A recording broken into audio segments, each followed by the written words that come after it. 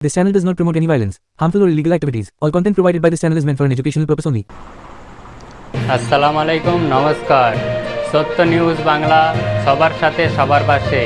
তার দর্শককে এমন একটি ভিডিও দেখাতে চলেছি যে ভিডিও দেখলে লজ্জায় পড়ে যাবে যে কী ধরনের একটা এমএলএ হয়ে এই ধরনের কথা বলতে পারে। একটা লজ্জার বিষয় যে মুসলিম ও নাকি মুসলিম নামে কলঙ্ক। এসব মানুষ মুসলিম নামে কলঙ্ক।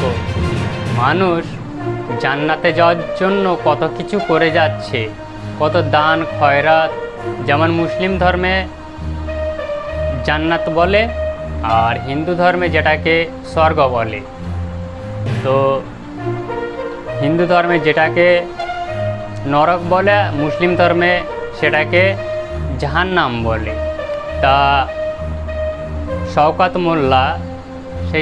মোল্লা নাকি মমতার নির্দেশে জাহান্নামে মানে নরকে গিয়ে দাঁড়াতে রাজি আছে ভোটে, মমতার নির্দেশে। মমতা যেখানে বলবে সেখানে গিয়ে দাঁড়াবে।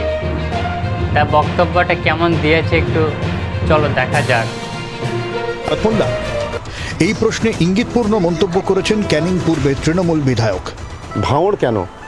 যদি বলে জাহান্নামে দাঁড়াতে হবে, যদি বলে পাহাড়ে দাঁড়াতে হবে, যদি বলে জঙ্গলে দাঁড়াতে হবে, সেখানেই দাঁড়াবে। দর্শক তোমরা শুনলেন যে শওকত মোল্লা কীভাবে বলছে যে পাহাড়ে জাহান্নামে যেখানেই যেতে বলবে সেখানে গিয়ে ভোটে দাঁড়াবে মমতার নির্দেশে। মানে জাহান্নামে চলে যাবে, মমতার নির্দেশ দিলে জাহান্নামে চলে যাবে দাঁড়াতে ভোটে। তা ঠিক আছে, জাহান্নামেই চলে যাওয়া দরকার। এরা তো জাহান্নামে যাওয়ার জন্যই আছে, জাহান্নামেই দাঁড়াবে এরা গিয়ে। পাবলিকের তো উপকার কখনো করে না, সব সময় হিংসা হিংসা হিংসা ছাড়া তো কোনো কাজ নেই এদের। উস্কানিমূলক বক্তব্য আর হিংসা, তো এদের তো জাহান্নামে গিয়েই দাঁড়াবে এরা। এদের তো এমনি কোনো জায়গা হবে না। এরা ঠিকই বলেছে। তা দর্শক আপনাদের কি মনে হয় এরা জাহান্নামে গিয়ে দাঁড়ানোটাই ঠিক আছে, তাই না? ঠিকই বলেছে যে মমতা বন্দ্যোপাধ্যায় জাহান্নামে যেতে বললে জাহান্নামেও চলে যাবে। এরাই তো জাহান্নামে যাবে, তাই তো?